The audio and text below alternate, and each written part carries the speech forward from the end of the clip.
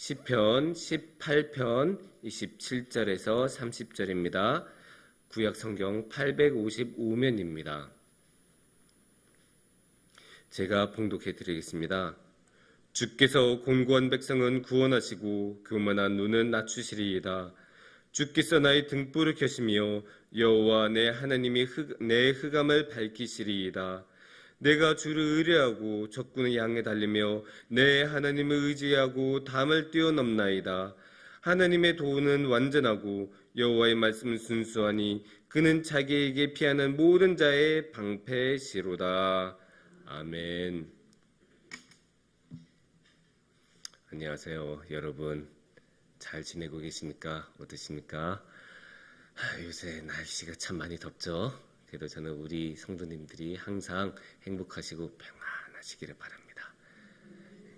하지만 안타깝게도 이 세상에는 그러한 행복과 제가 정말로 여러분들에게 드리고 싶은 복과는 다르게 고통도 많고 항상 막 여기저기 아프기나 하고 막 힘들고 애들은 말도 안 듣고 막 그런 게 이제 항상 이제 우리 있잖아요. 참 이런 고통, 이런 슬픔 항상 많이 있죠. 우리 삶에 우리가 원하지 않아도 바라지 않아도 그런 것들이 꼭 한두 개씩은 우리 삶에 들어오고 한두 개가 아니면 더 많이 들어오기도 합니다.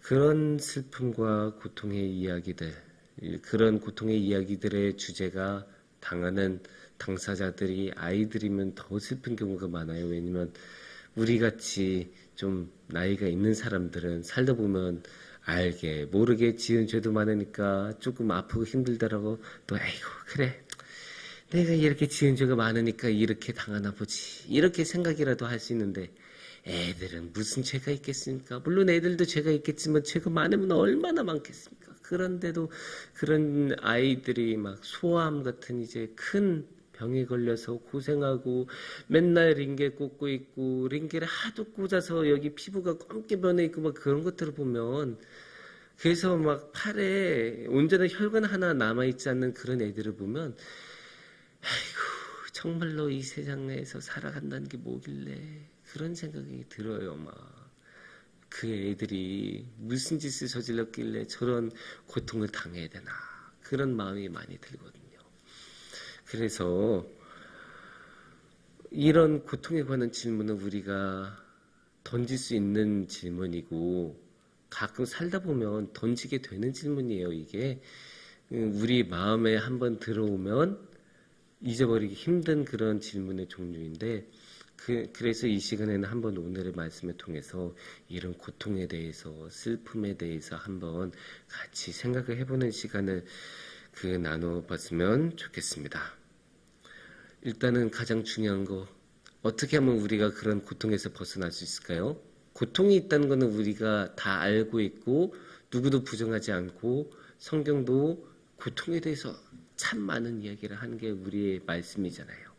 그런데 이 말씀에서는 어떻게 그러면 고통에서 벗어날 수 있는가 그거를 말씀을 하고 계시는데 그 말씀에서는 오늘의 말씀에서 명확하게 말씀하고 계신 게 하나님께서 우리 삶의 모든 고통에서 벗어나게 해주신다 이런 이야기를 하고 계세요.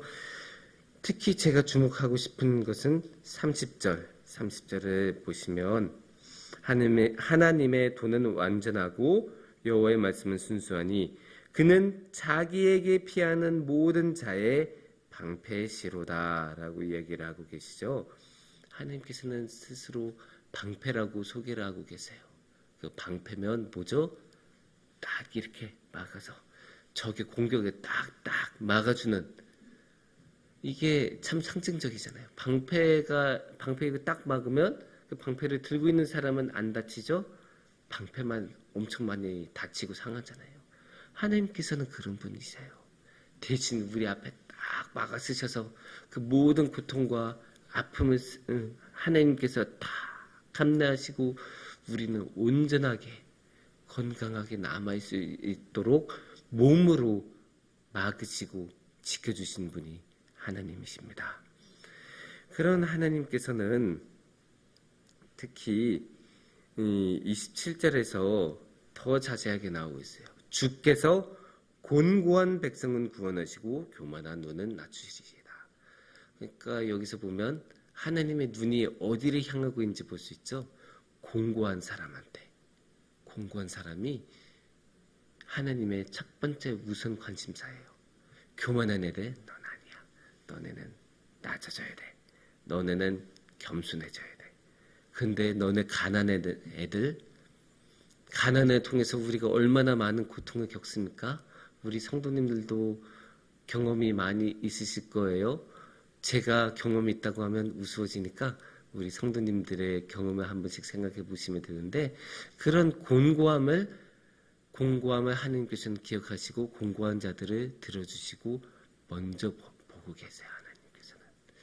그래서 공고한 자를 먼저 보시고, 그리고 28절에서는 주께서 나의 등불을 켜시며 여호와 내 하나님이 내 흑암을 밝히시리이다. 하나님께서 흑암을 밝혀주신대요. 여기서 흑암이 뭐겠어요? 우리 삶의 어둠이겠죠. 우리 삶의 어둠, 우리 삶의 질고, 우리가 살면서 겪는 그 많은 어둠에서 겪는 그 어려움들이 있지만, 그 어두움 속에서 하나님께서는 등불을 가져다 주시고, 이 등불은 당연히 하나님이시고, 이 등불은 하나님의 생명의 등불이세요. 그래서 이 생명의 등불로 하나님께서 우리를 비춰주셔서 그 생명의 등불로 우리에게 삶의 새로운 길을 보여주시고 우리가 걸어가야 길을 인도해 주십니다. 이게 하나님께서 우리를 이끌어 주시는 방법이고, 우리가 삶의 많은 어둠과 고통을 당할 때 우리를 이끌어 주시는 방법입니다. 그런데도 질문을 던지는 분들이 계세요. 예, 그렇게 하나님께서 많이 도와주신다는 것 잘 알겠습니다. 하나님께서 그렇게 지켜주신다는 것 알겠습니다. 근데 하나님께서 애초에 그런 모든 고통이 일어나지 않도록 해주시면 안 되나요?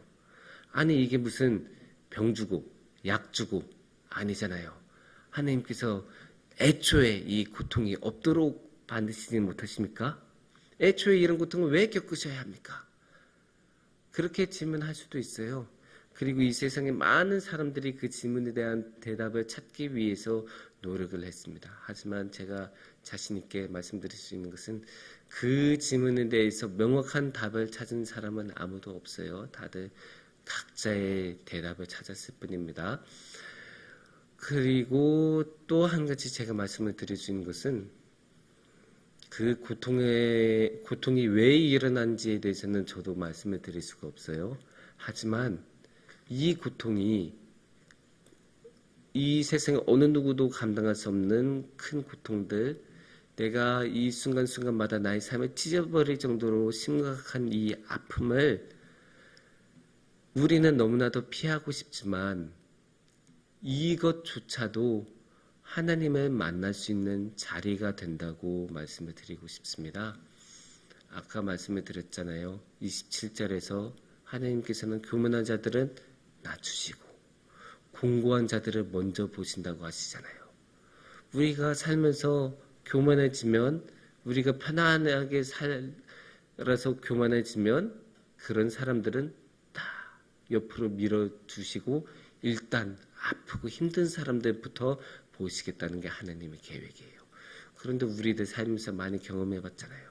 우리 삶이 평안해지면, 우리 몸이 편안해지면 하나님 기억 못하고 교만해지는 경우가 되게 많아요. 하지만 우리가 힘들고 아프면 기도하고 다시 하나님 앞에 무릎을 꿇고 주님만 바라본 경우 되게 많죠.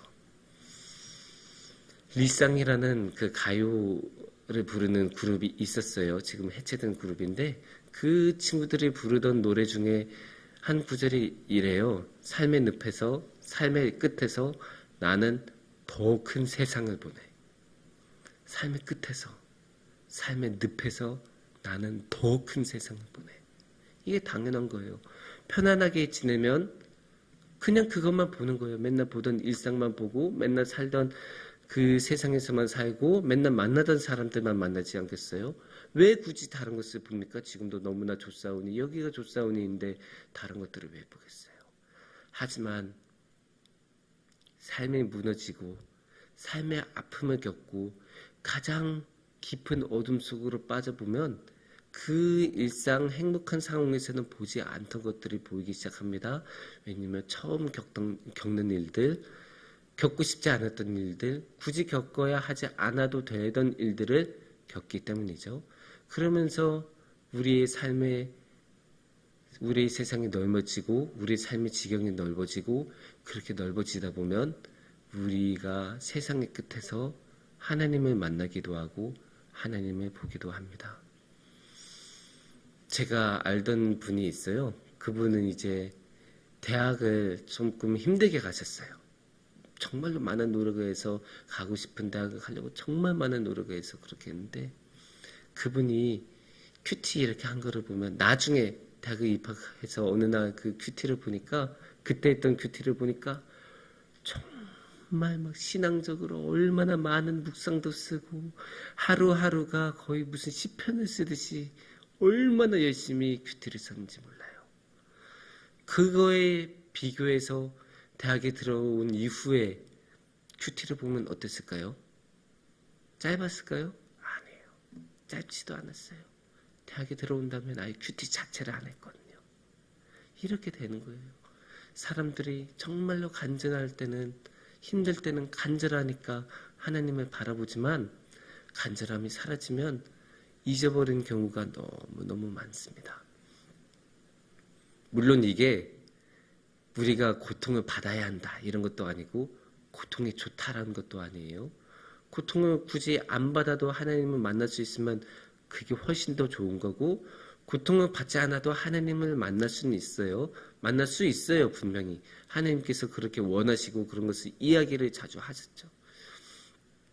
하지만 우리가 고통 가운데서 하나님을 만날 수 있는 것도 사실이고 그것은 고통이 중요하다, 고통이 좋은 거다라는 말이 아니라 하나님께서는 이 고통마저도 사용하신다. 이 고통마저도 사용하셔서 하나님의 크신 계획을 이루기 위해서 사용하시고 그 크신 계획이란 우리를 만나고 우리를 붙잡아 주시고 우리의 삶 인도하셔서 우리와 함께 하시는 것이 하나님의 크신 계획입니다. 그 크신 계획을 위해서 하나님께서는 저 끔찍한 십자가를 드시고 우리 곁으로 오셔서 우리가 그렇게 피눈물을 흘리면서 목이 찢어지게 타는 목마름으로 외치고 주님께 부르짖을 때 주님께서는 우리와 함께 해주시고 우리가 고통당하는 바로 그 순간에 우리의 방패로서 우리 삶의 모든 질고를 대신 겪으시고 우리를 몸바쳐서 방패처럼 지켜주십니다. 그래서 저는 우리 성도님들 여러분들이 모두 다 그 방패이신 예수님을 들고 다니시면서 좋겠어요. 물론 우리 삶에는 흑암 같은 순간이 옵니다. 그래서 너무나 힘들고 아픈 경우가 있지만 우리 주님께서는 그 흑암을 능히 밝게 밝혀주시는 등불 같은 분이십니다.